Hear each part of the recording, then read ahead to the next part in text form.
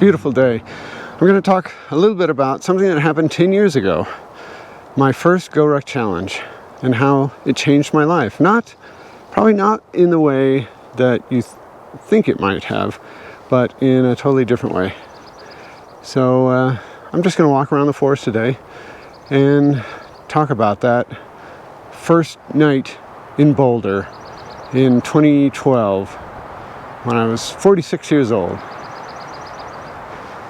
Now, 46 may not sound young to you. It sounds young to me now. And I felt young back then. I feel young now.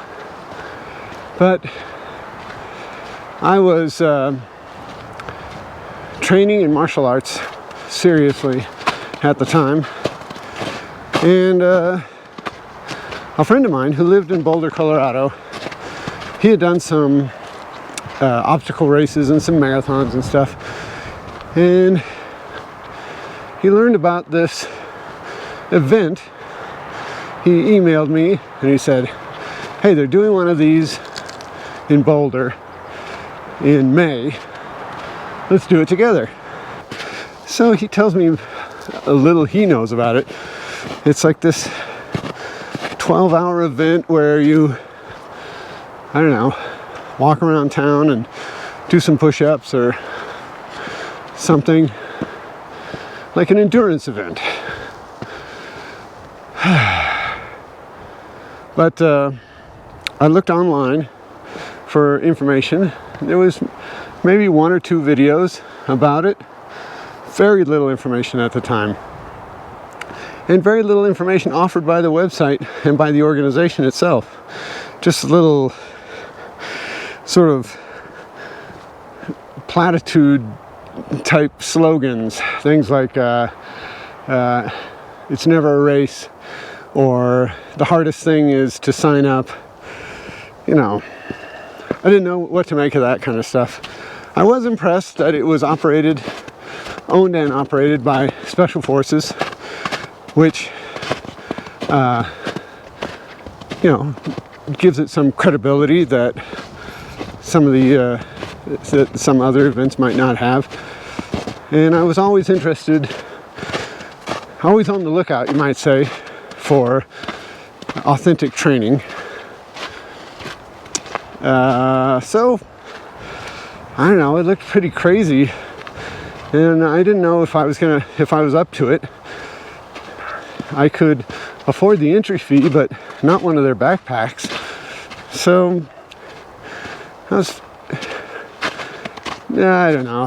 It didn't feel like it was a great idea. So I emailed my friend back and I said, this looks totally insane. I don't have any information about it. I don't really know what they're offering.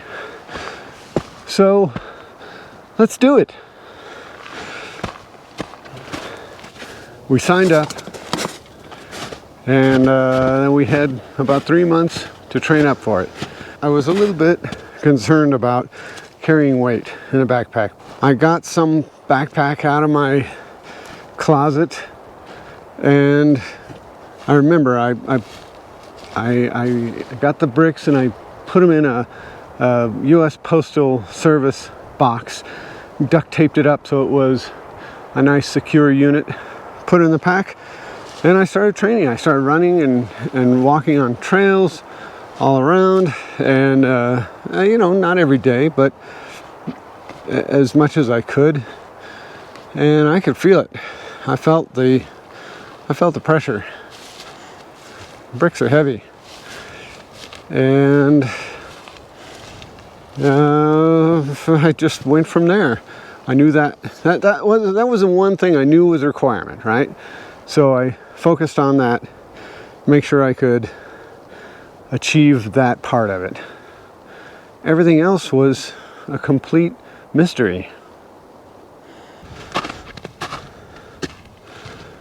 The only recommendation from the site at the time was bring $20 bill for taxi when you quit, when and if you quit, and don't bring your cell phone, don't bring ID, because you're going to get wet. So that's what I did. And that condition will come into play in a little bit. So along comes May, so I headed up to Boulder. So after lunch, we drove up to this trailhead where the event was going to begin. Chautauqua Park, right at the foothills of the Flatirons there in Boulder, Colorado. Beautiful place. I'd never been there before. There was a parking lot. There was a trail that led into the mountains. So we knew where it was. So in a few hours, at 1 a.m., a little before, of course, we arrived. Pitch dark. There were other people. There was some other guys loitering around in the dark. We didn't know anybody. We didn't know anybody's name. We didn't know what anybody looked like. We couldn't see anybody. We're like, hey, are you here for the GORUCK? Other guys with other backpacks parked their cars and started wandering around. Maybe we grouped up together a little bit. I can't exactly remember. It was all very surreal. And then all of a sudden, this white rental sedan comes screaming into the parking lot. And this blonde 30-year-old, probably 28 at the time, jumps out with a sheaf of papers and starts passing them out.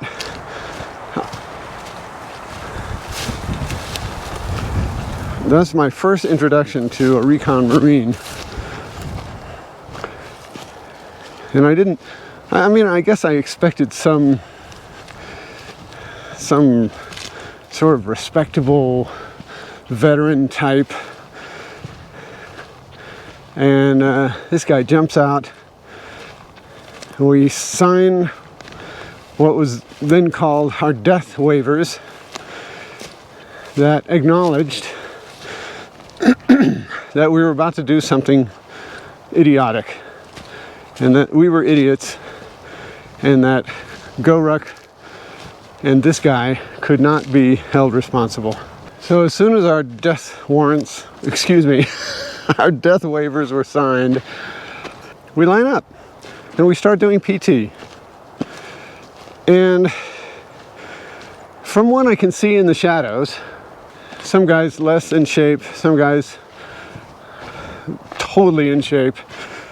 Some, you could maybe got the impression some ex-military, and some couple of guys who just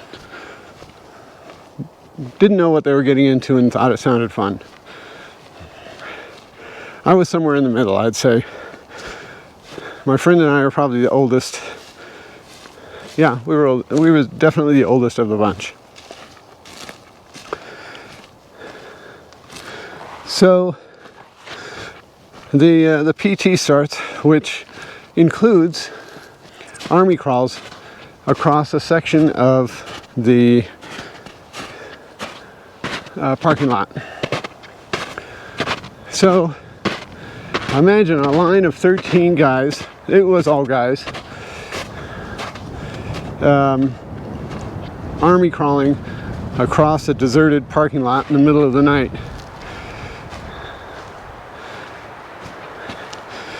And personalities start emerging, so the alpha guys are going as fast as they can, and some people are struggling, and some people are whining, and some people are doing what they can to get it done. Well, everybody is.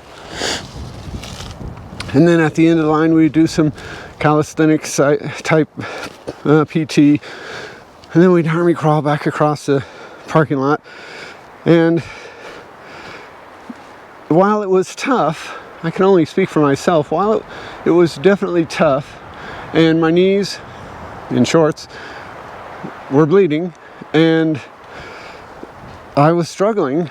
There was something going on already, something that I could feel, not a sense of camaraderie, a sense of sort of camaraderie with myself, saying to myself, this is objectively insane, but I'm going to do it because I said I was going to do it, and it's still within my ability. And I don't see anything ahead that is going to be outside of my ability. I know it's a fine line, and it's a strange definition, but it's a way of defining where you are in the world. So maybe it was 10 minutes, maybe it was 45 minutes. Of course, it felt like 3 hours, but suddenly, while my face is on the asphalt and we're doing yet another line of army crawls, I hear my friend, and I look up, and there he is, and he's talking to the cadre. He's shouting at the cadre, telling him that he's not gonna continue with this situation.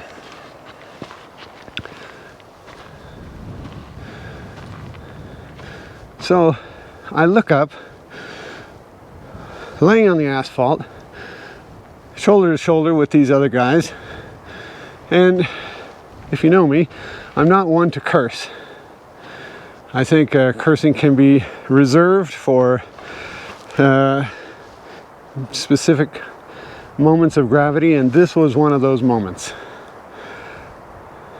I let loose on my friend who was about to leave, who was my ride. His girlfriend was the photographer for the event. He was one of my oldest friends, and he's just gonna walk out. So I told him, looking up at him, I remember looking up from the asphalt, looking up, you get bleepity bleep down here, you bleepity bleep. I was upset. I came up here to do this event with you, and you're walking out, you're quitting, and yeah, I was very upset. And then he disappeared. He got in his car and drove off.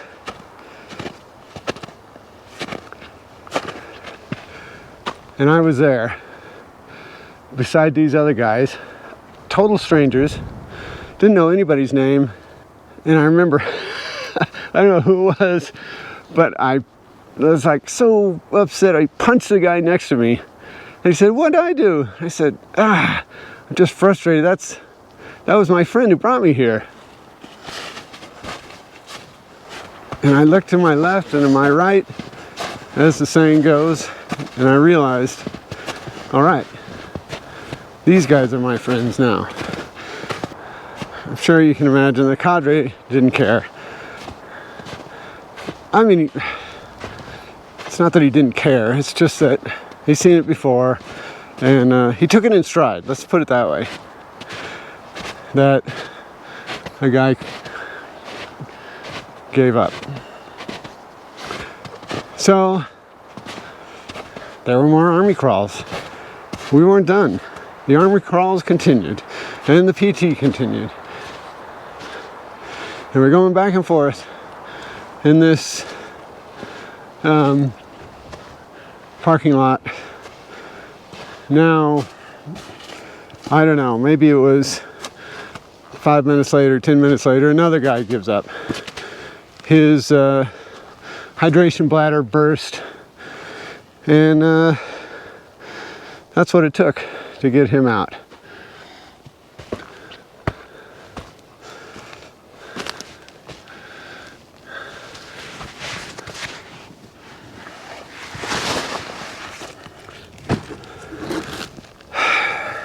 So there I am, still doing army crawls and PT in the middle of the night with all these strangers, and we just can't. There seems to be something missing. We know that we can keep this going, but even the strongest of us is starting to get tired, and I think that's what the cadre was waiting for. As I mentioned before, one of these little aphorisms that GORUCK presented as clues to the event. One of them was, "It's never a race."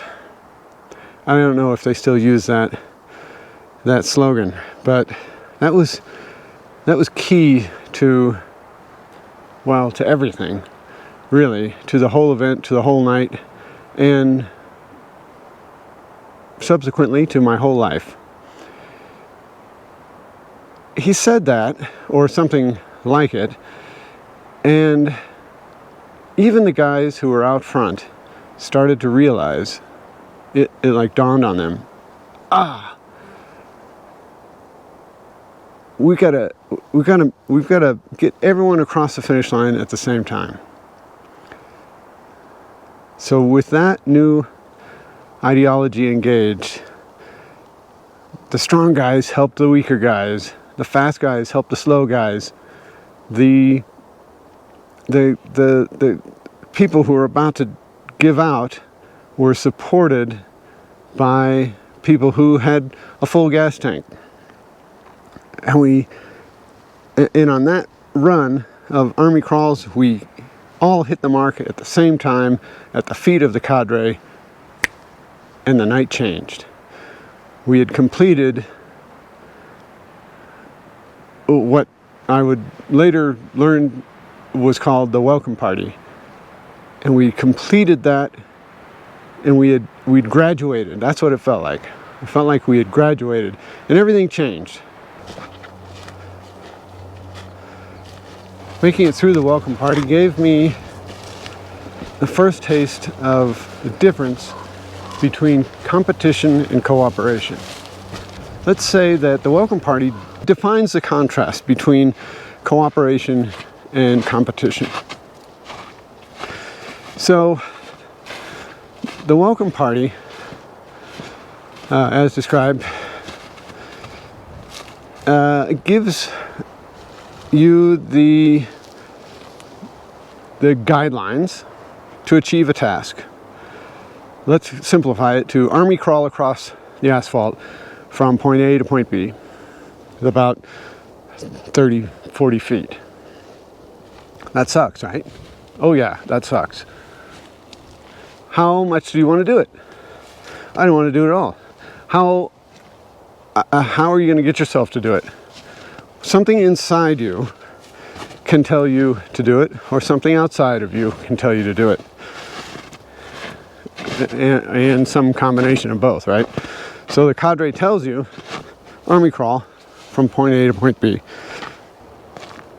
And I saw the cadre just as, not as someone telling me what to do, but giving me the opportunity to examine what I could tell myself to do. That's key. When the circumstance materialized, I was all in. All right, I finally found the person to tell me to crawl across the asphalt in the middle of the night with a bunch of strangers. That's exactly what I was looking for, because the cadre wasn't telling me that I had to do it. That gave me the opportunity to say, I have to do this. So, the difference between cooperation and competition is that cooperation gives you the chance to tell yourself to do things for an internal reason. Nothing else after the welcome party can be done alone, can be done without everyone on board. Yes, of course, you're walking and you're walking and you're walking and walking. And that's an individual experience. And the pressure of getting through is an individual experience. But no other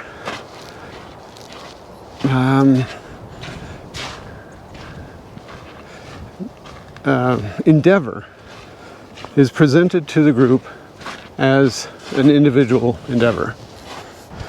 So once you, as I said, once you graduate the welcome party, you can move on to the amazing lessons of cooperation, the power of cooperation, that in no other part of a normal person's life are they going to encounter. It's not the same as doing a group project in high school, or writing some kind of business report for the office. I think it's because in normal life, you always have this idea, this feeling in the back of your mind that, yeah, I have to do this with these people, but I could do it myself. But the real essence of cooperation is that you cannot do it yourself, by yourself. You need these other people. And it's not something that some higher up is telling you to do. It's the situation is demanding it of you. The challenge is not the push-ups, not the army crawls, not the pain. The challenge is not the pain. The challenge is what you do with the pain. And this is why it's a life lesson. Because every day is what you do with the pain, right? Everybody has varying amounts of pain and discomfort and uncertainty, and different events can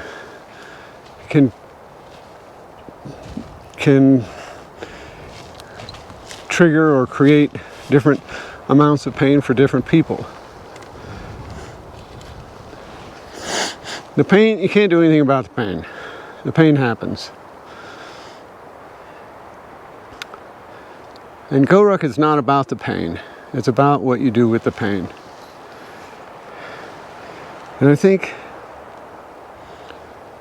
it seems like a superfluous thing to sign up for an event that gives you pain in a world that's full of pain. If you want pain, go find it. Stop paying your rent. There's some pain. I have a friend who's deaf. There's some pain.